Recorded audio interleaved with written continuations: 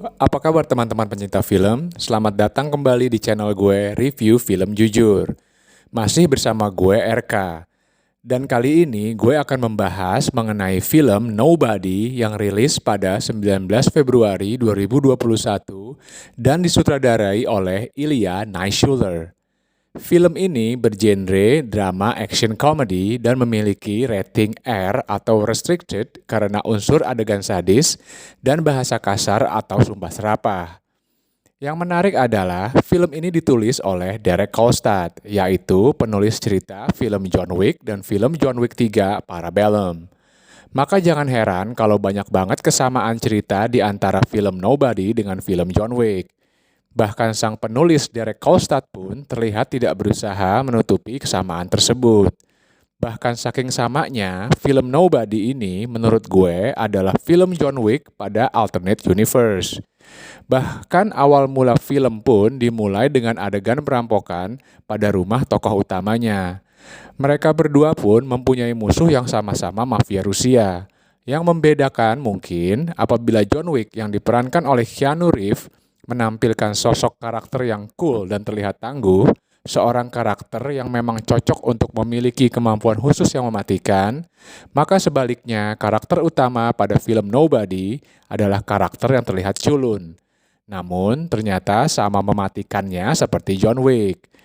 Tetapi justru ide yang bertentangan di mana seorang yang terlihat culun justru memiliki kemampuan khusus yang mematikan, malah membuat film Nobody menjadi menarik. Sekarang gue beralih ke review ceritanya. Film ini dimulai dari keadaan di masa kini, dan kemudian cerita akan mundur ke awal mula bagaimana semuanya dimulai.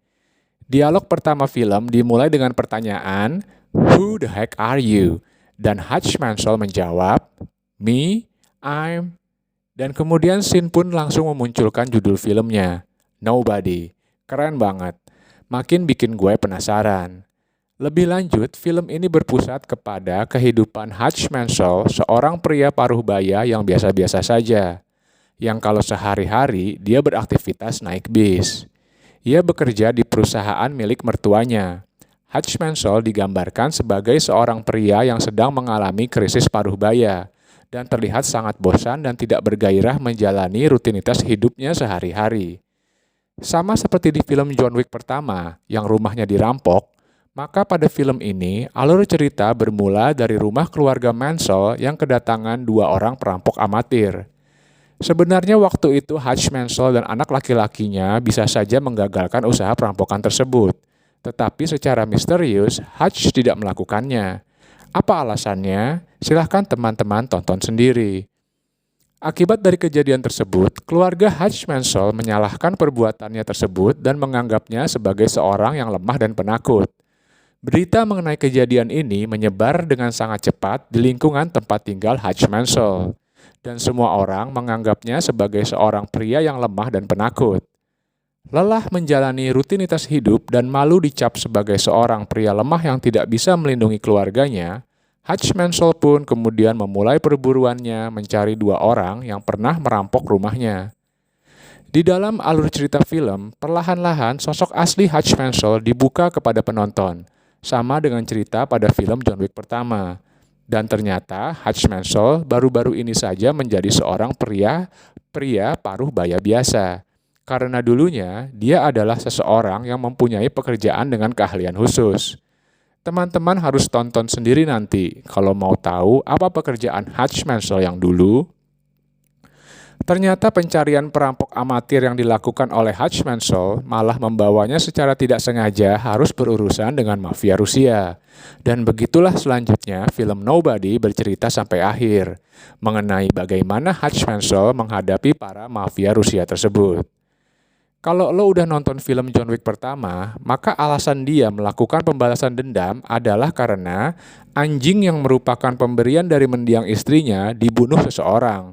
Dan setelahnya mobilnya dirampok.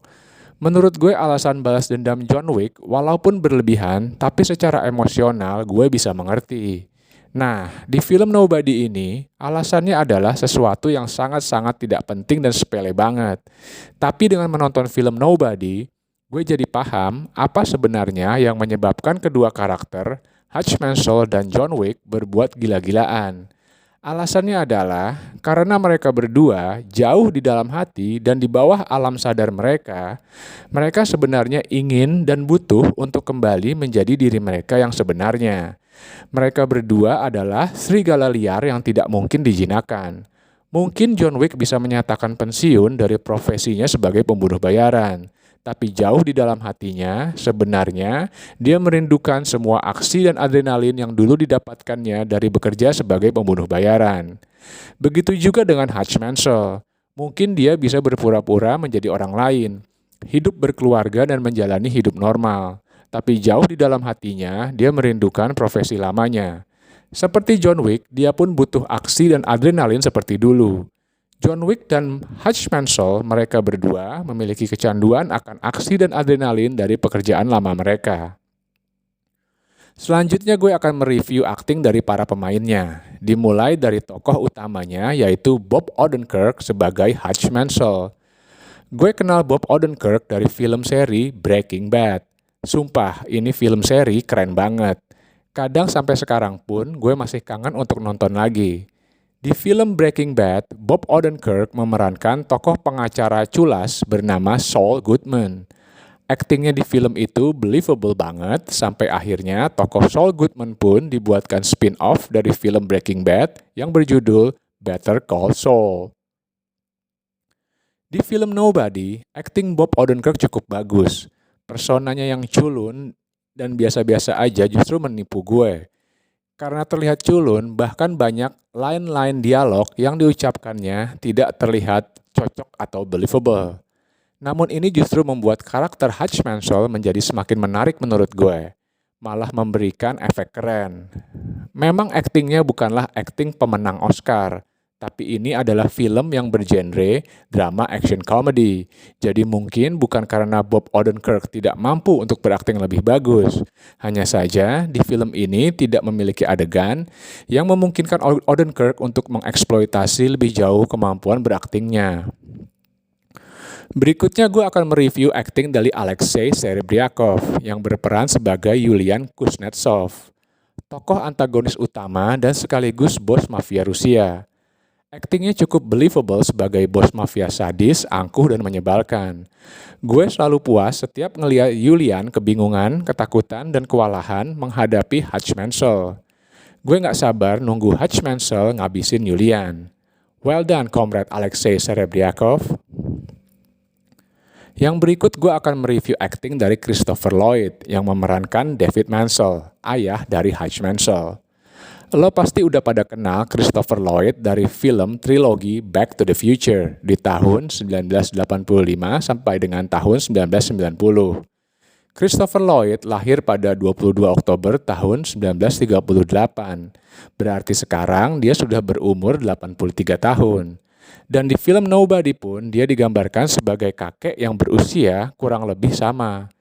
Dia tinggal di panti jompo sebagai pensiunan agen FBI. Aktingnya pada film Nobody sangat believable dan terlihat enteng banget buat dia untuk berakting segitu doang.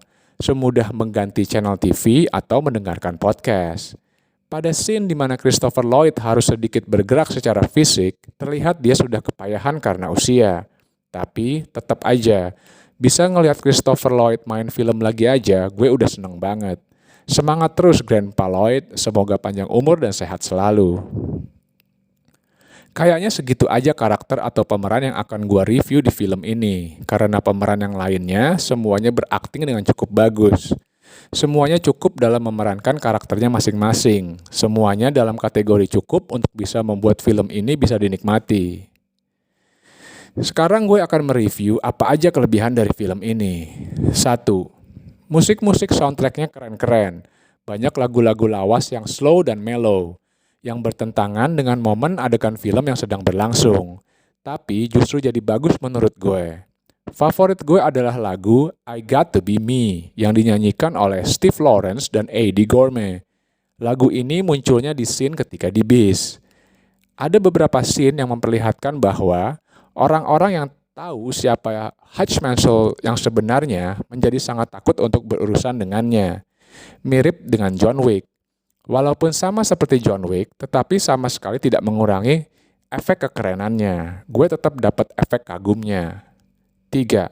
Bob Odenkirk yang memerankan Hutch Mansell memang terkenal karena aktingnya di film Breaking Bad dan film spin-off-nya yang berjudul Better Call Saul. Di film tersebut, Bob Odenkirk memerankan karakter pengacara yang biasa-biasa saja dan bahkan terkesan culun. Kesan culun dan biasa-biasa saja dari kedua film tersebut kemudian dibawa ke dalam karakter Hutch Mansell di film Nobody. Dan efeknya membuat gue tertipu tapi sekaligus senang. 4. Gue punya favorite scene di film ini, yaitu bus scene, yang kebetulan juga dimulai dengan favorite quote gue di film ini, yaitu ketika Hutch Mansell berkata di dalam hati, "They say God doesn't close one door without opening another. Please God, open that door." Dan selanjutnya teman-teman bisa menyaksikan sendiri untuk mengetahui kenapa bus scene adalah scene favorit gue. 5. Fight scene dan adegan tembak-tembakannya keren dan believable. Ya, sebenarnya tidak believable karena dilakukan oleh Bob Odenkirk yang culun. Tapi itu malah menambahkan keren menurut gue. 6. Menurut gue durasinya pas banget, nggak kelamaan dan nggak kecepatan juga. Just right. Dan pace atau laju alur ceritanya pun padat dan tidak membosankan. 7. Bob Odenkirk resmi masuk ke dalam daftar aktor favorit gue karena karakter Hutch Mansell yang diperankannya di film ini. Good job Mr. Odenkirk, well appreciated. Sekarang gue akan beralih mereview apa kira-kira yang menjadi kekurangan dari film ini. 1. Film ini emosinya tipis banget. Ini adalah film yang straightforward stabbing, shooting, and gory killing. Jadi menurut gue, resep dari film ini sederhana aja, yaitu 1. Set up secukupnya karena itu tidak begitu penting. 2. Tambahkan tokoh enemy boss dengan segudang pasukannya. 3. Goreng semuanya dengan terus menambahkan adegan berkelahi, tembak-tembakan, dan adegan berdarah-darah sebanyak-banyaknya. Dan 4. It's done and ready to be served. 2. Tidak ada plot twist di film ini. Ini film yang lurus-lurus aja jalannya. Satu-satunya misteri cuma latar belakangnya Hutch Mansell aja. Oke, sekarang saatnya gue memberikan skor untuk film Nobody. Di situs IMDb, film ini mendapatkan skor 7,4 untuk user review dan 63 untuk metascore. Sementara di situs Rotten Tomatoes, film ini mendapatkan 83% di Tomato Meter dan 94% untuk audience score. Dan review film jujur memberikan film Nobody skor 7,7 dari 10. Sekarang gue akan memberikan kesimpulan. Menurut gue, film Nobody adalah film yang properly rated atau diapresiasi sebagaimana mestinya. Mereka yang lebih menyukai jenis film yang lebih berbobot dan emosional pasti akan kecewa dengan film ini. Namun untuk gue pribadi, gue sangat menyukai dan menikmati film ini. Nobody adalah film yang straightforward, ringan, namun tidak bodoh. Dan gue sangat terhibur. Menurut gue, ini adalah John Wick yang dibuatkan versi alternate universe-nya. John Wick pada universe di mana ia memiliki anak, istri, dan ayah. Banyaknya kesamaan antara film John Wick dengan film Nobody sama sekali tidak mengganggu gue. Malah gue punya pemikiran. Andai kata film Nobody ini dibuat dan rilis lebih dulu daripada film John Wick, apakah film John Wick akan sesukses seperti saat ini? Bagaimanapun miripnya kedua film tersebut, menurut gue keduanya saling melengkapi. Jika John Wick adalah hitam, maka Hutch Mansell adalah putih. Dan kebenaran dari tindakan mereka berdua sama-sama di wilayah abu-abu. Di akhir film sudah dibuatkan cerita dan adegan setup yang menjelaskan bahwa film Nobody akan ada sequelnya. Jujur gue gak sabar untuk nonton lanjutannya. Walaupun sebenarnya gue ada keraguan. Bahwa setelah latar belakang Hutch Mansell diketahui penonton, apakah sequelnya akan semenarik film pertamanya ini? Nah, kita tunggu aja sequel dari filmnya. Sekian dulu episode review film jujur kali ini. Gua RK mengucapkan banyak sekali terima kasih buat teman-teman yang sudah mendengarkan. Sampai jumpa di episode berikutnya dari review film jujur. See you soon and good night.